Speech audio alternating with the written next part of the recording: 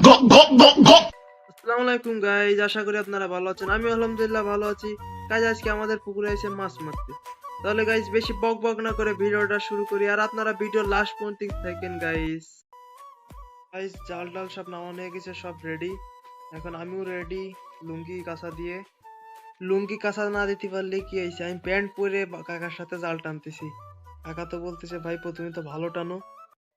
কাকা বলছে যে যা করবা তাড়াতাড়ি করো, নাহলে গেলাম মাছ সব চলে যাবে। এখন আমি তো বলতেছি দ্রুত করেন তাড়াতাড়ি। মাছরা সব লাফালাফি করা শুরু হয়ে গেছে। আমার আরাফাত তো পাগল হয়ে গেছে মাছ ধরার জন্য মোটে, আর সুন্দরভাবে লাফাচ্ছে।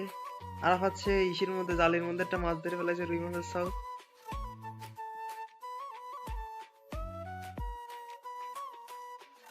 এখন আমি ভাবতেছি যে এখান থেকে সব মাছ নিয়ে দৌড় দেবো, কিন্তু আমাদের কাকাদেরও তো ভাগ দিতে হবে, সেজন্য আর দৌড়চ্ছি না।